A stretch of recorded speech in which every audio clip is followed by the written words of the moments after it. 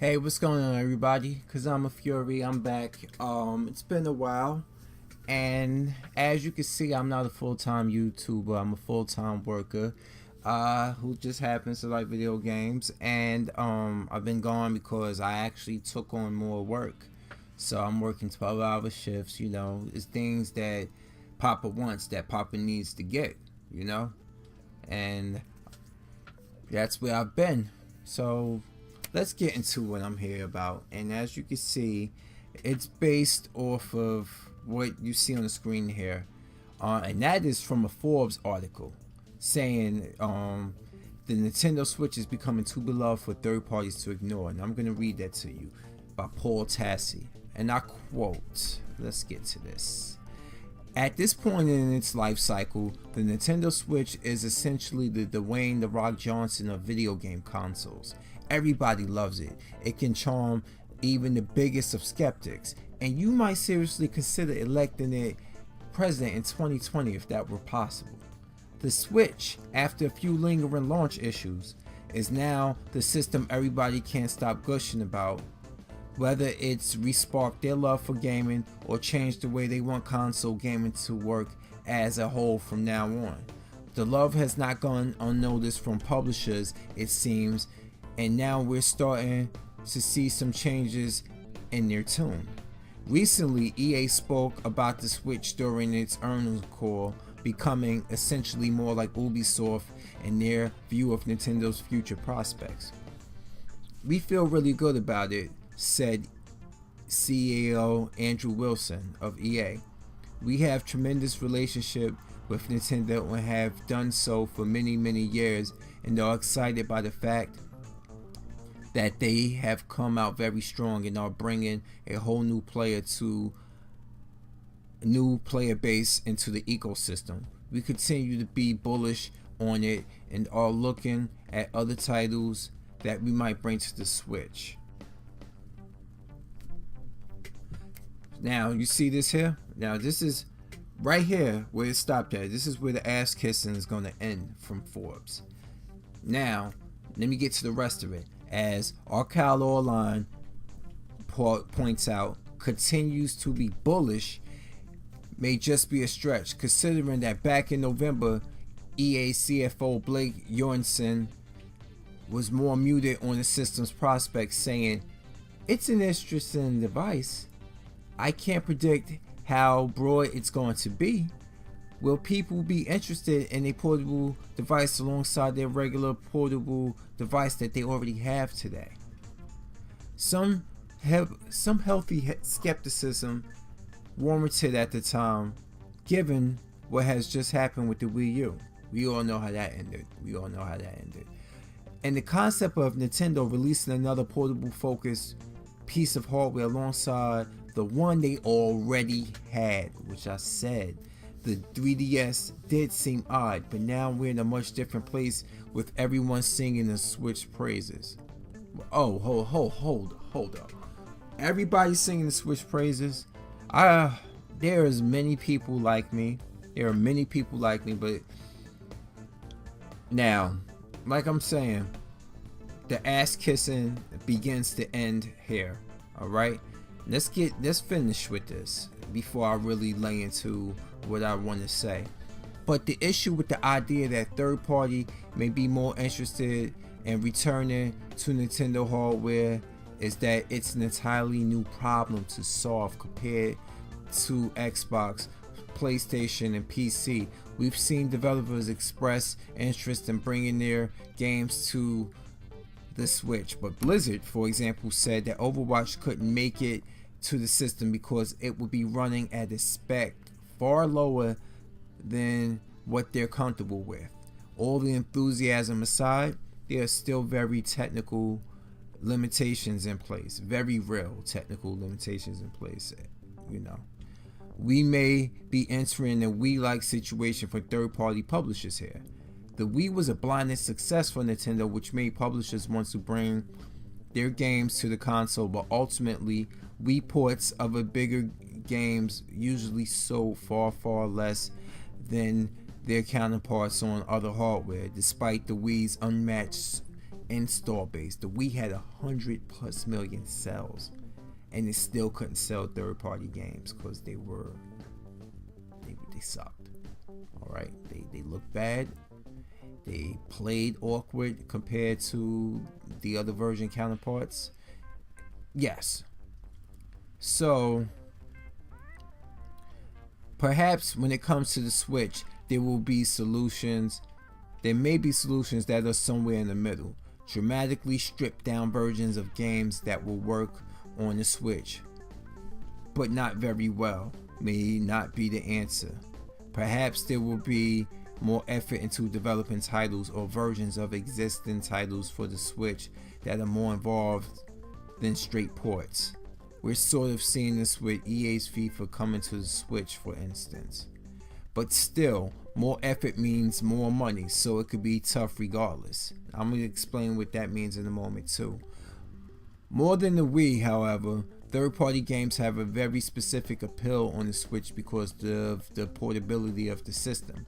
Anyone who has played the Switch and then gone back to PS4 or Xbox will have felt the longing to be able to simply pick up Mass Effect or Prey and play in a bed or on a train. But since these games don't exist on Switch, that isn't possible. While getting third-party games on the Wii was mostly about making that console have a robust game space and reaching a wide audiences of players, here there is a very specific reason players want third-party games on the Switch: portability. And it will be a bummer if that isn't feasible for many titles. It's still very early in the whole process, too early to call the Switch a Wii-like success at least. The Switch is certainly a hit among gamers, but knowledge of the system among non-gamers, the ones who made the Wii a sales monster, is still pretty low. This is a system that will greatly benefit from more third-party partnerships, but as ever, tech, time, and money is a limiting factor when it comes to making a dream reality.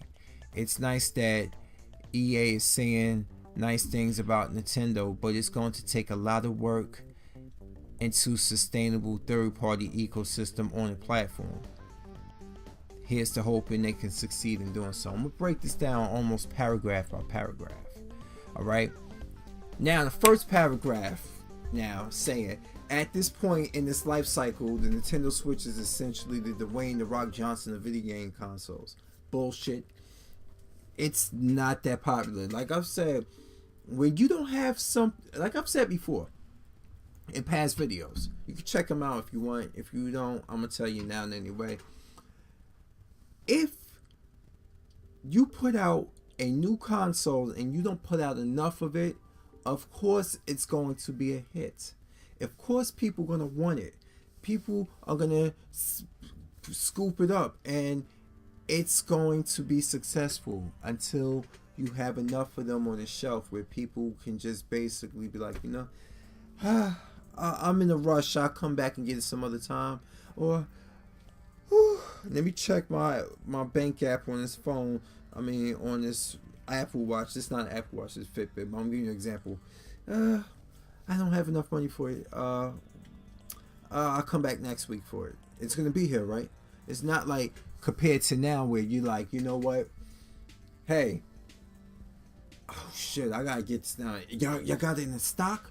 Oh shit, damn. Okay, alright, let's do this now, okay?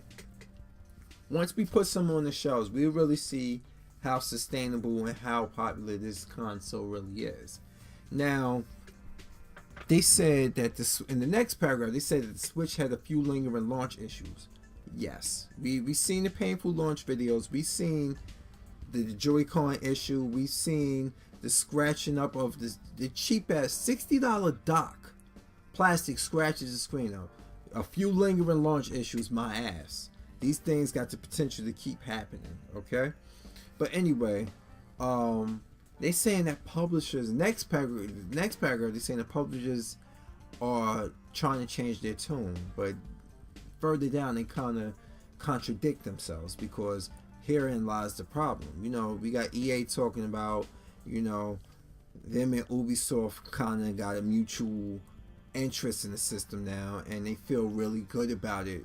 Like Andrew Wilson, the CEO of EA, said they have a good relationship with Nintendo, and they like, and I'm like, okay, I have a good relationship with my ex-girlfriend, but does that mean like I can just fuck anytime I want and everything cool? No, we don't. Well, now we have a skeptic in the next one, like Arkyle Orland, saying continue to be bullish may be a stretch. Other companies were like, we're gonna wait and see, and a lot of them are still choosing to wait and see. All right, that's what they're doing right now. They choosing to wait and see because here is the system's successful. It's doing well. That's to be given. We knew it will do well. The problem is people thinking it's going to do as well as the Wii, which is just insanity. It just doesn't have that fan base. They aiming at small numbers. They aiming at 10 million sometime by next year. That's what they aiming at. They know better. All right. So, and then they talk about the issues with the third party that may be more interested in the Nintendo system. Is a new problem to solve, and that's hardware issues. And I've been saying that, and this is a I told you so to all the people who say graphics don't matter. When you have companies who are predominantly multi-platform, and you got a piece of hardware that doesn't meet the expectations at minimum, what do you expect to happen? What do you expect to happen? This system's going to go without. And it's going to possibly end up just as the person, Paul Tassi, who wrote this, said, it can possibly end up like the Wii U situation. It could possibly end up just like that. Because here you go with a console that doesn't have enough power to put out the games that its counterparts are putting out for the most part. Now it's even worse. You know why? See, the Wii U stood a better chance. I honestly say that. I like my Wii U. It stood a better chance because it was still able. I played Black Ops 4. I played a couple of games for it, and they were able to put out versions that were very comparable to the 360 and the PlayStation 3. The problem is that the reputation for third party was ruined by the Nintendo Wii because the third party performance was piss poor. Because of the system's graphical fortitude wasn't just there. Alright, yeah, it sold 100 million units. It did, it sold 100 million. But those were to casual gamers. Those were to people, like they said, the type of people that, I want to play games again. This is fun. I grew out of video games and I don't know how to play them. So, let's put my body into them. It's fun. It appealed to those type of people and stuff. Nintendo hardcore fans were gonna buy it regardless. Now, what they saying that with the Switch is that those casual fans are turning a blind eye to that. This is what this article says. It's turning the casual fans are not on it no more. You can't fool them again right now. All right, you can't fool the hardcores who know this type of stuff, who look at this kind of stuff, who collect this kind of stuff. You can't fool us. You can't. All right, Nintendo fans are gonna buy this regardless. These videos are not to make them think otherwise. Nintendo got some of the most dedicated fans out there, but then at the same time they got the most delusional fans that overshadow those dedicated fans. Yes, I said it. You got dedicated fans, and then you got delusional, who just got the biggest mouths in the yard, even though it's probably, you get what I'm saying. Like, they make being a fan of Nintendo, they make Nintendo fans look obnoxious overall. But anyway, like I'm saying, like, there's third-party issues. The system's not strong enough. It's not strong enough to compete in the third-party market. Like I said, the Wii setup, the Wii was so good that it caused the Wii U to fail. You know why? It sold so many million systems, 100 million. The Wii U wasn't its own system because it was all about the end with the Wii. Yes, it sold 100 million systems, but they became paperweights. The third party support just abandoned it. We ended up with a whole bunch of cheesy ass motion gimmick dance games, Cooking Mama, shit like that. Far and few between first party came out, you know? So that right there, that's the way Wii fans ended their relationship. Some Wii casual fans ended their relationship with Nintendo. So when the Wii U came out, they like, the Wii U, huh? It plays the Wii games too. Uses the same thing. Now it has a controller screen and it looks like a more curvy version of the Nintendo Wii. It's the same shit. It's gonna end the same way. Fuck it, I'm not buying this system. That's what ruined them. The Wii U was so successful but left such a foul taste in the mouth like Guinness. Yeah, Mobb Deep quote. Leave a foul taste in your mouth like Guinness. POW niggas is found. MIA. We move like the Special Forces. Green Beret. Yes, left a foul taste in a mouth. And that transitioned over to them not caring that much about the Wii U. Alright? Now, everybody thought the Switch was going to be, okay, oh, it's portable now. We got a console, a hybrid that you can take on the run. Because, you see where Nintendo get you at, people? You see the casual fans? I'm going to address this to you more. That's where they get you at. Wii U was tarnished by the Wii, and now the Switch was destined to be tarnished by the Wii U. So, what they did, make it a hybrid console, took the controller, make it gimmicky as fuck. That's what they do. That's just what they do. And it's gonna end up having the same type of third party support, which is little to none. Yes, you're gonna get exclusive third party games, but are you gonna get the games that you see your friends with a PC, an Xbox 360 or a PlayStation 4? You're gonna get those games. No, you're not. Just like the Wii U.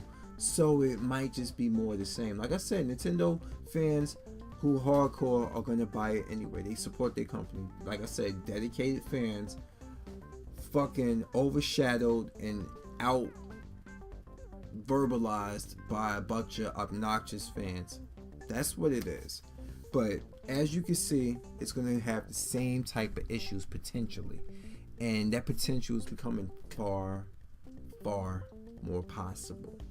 Alright, so they were talking about the EA sort of bringing the FIFA to the Switch. It is running on, I would say, probably the same hardware as the PlayStation 2. Or the PlayStation 2, like between PlayStation 2 PlayStation 3 power. And I'm telling you, it's not going to look anywhere close to the Xbox 360 or PlayStation 3 version. It's going to look a lot less inferior than them. Because based off of the technology the Switch made of, it's can only run cartoony stuff. I mean, Review Tech USA already he liked his systems and stuff, but he already said that the system's not that powerful. You got my boy Uncle Artificial and stuff. He just give it to you raw and profane. He already went over this. All right, look up Artificial Entertainment. Dude's hilarious. Guy from Holland, red hipster beard. You can't miss him. And he has a potty mouth. He's funny. All right. Because he makes you laugh about the shit. But anyway, it's like the FIFA is not going to be anything substantial. This is what they're going to have to do. And like they said, they're going to have to make less versions of it or run it on a lower game engine. So I guess these third-party companies got to dust off their dev kits to other systems and get it going that way. But I don't know what to say about the rest of this, but hey, What can you do? What can you do? Are you gonna buy this system? I doubt you are. If you know what's good for you. If you're a collector, you'll get it. But as for buying a system with the mindset of thinking that this system can compete and it's gonna bring out the same games, you should know better that it won't. Anyway, cause I'm Fury's out. Keep watching what you want, keep gaming the way you want, keep being you. I am done. Peace.